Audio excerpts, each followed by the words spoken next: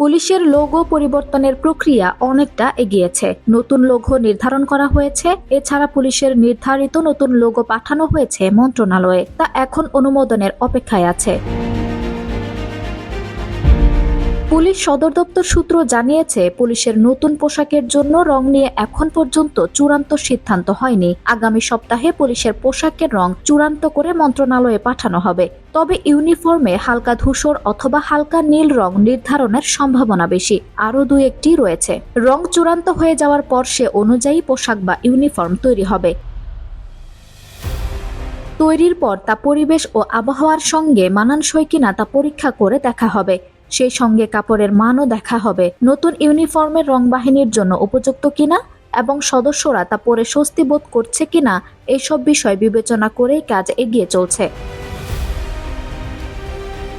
পুলিশের মনোগ্রাম পরিবর্তন করে 2004 সালের 10 ফেব্রুয়ারি প্রজ্ঞাপন জারি করা হয়। পরে 2009 সালে এই মনোগ্রামে পরিবর্তন করা হয়। যেটি বর্তমানে আছে সেটিতে রয়েছে পাল বাঁধা নৌকার দুই পাশে গম ও ধানের শীষের মালা, পালের উপরে একটি শাপলা আর নৌকার নিচে বাংলায় পুলিশ লেখা।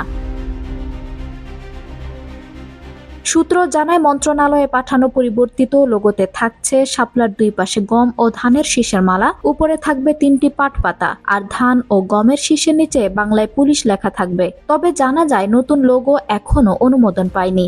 এছাড়া পুলিশের পোশাকের রং নিয়ে এখনো কাজ চলছে। নির্ধারণ করা হয়নি পোশাকের রং। আগামী সপ্তাহে রং নির্ধারণ করে তা মন্ত্রণালয়ে পাঠানো হবে। এদিকে পুলিশ অধিদপ্তরের এক স্মারকে বলা হয়েছে, বাংলাদেশ পুলিশ মনোগ্রাম উপযুক্তভাবে সংশোধনে বাজেটে অতিরিক্ত কোনো অর্থের প্রয়োজন হবে না। পুলিশের প্রস্তাবিত লোগোর একটি ছবি এবং খসড়া প্রজ্ঞাপন পাঠানো হয়েছে।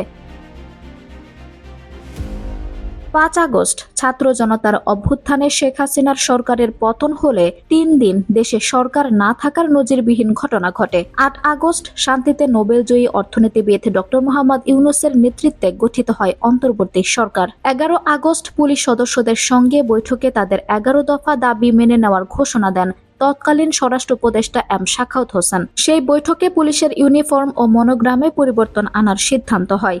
এরপর 12 আগস্ট পুলিশ সদর দপ্তরের পক্ষ থেকে অতিরিক্ত ডিআইজি মোহাম্মদ আতাউল কিবরিয়াকে প্রধান করে 10 সদস্যদের একটি কমিটি গঠন করা হয়, আর কমিটির সদস্য সচিব করা হয় মোহাম্মদ নুরুজ্জামানকে।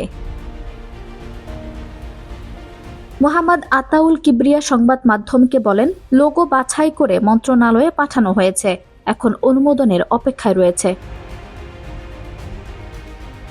আঞ্জাম হক আরবি, টাইম নিউজ ডেস্ক।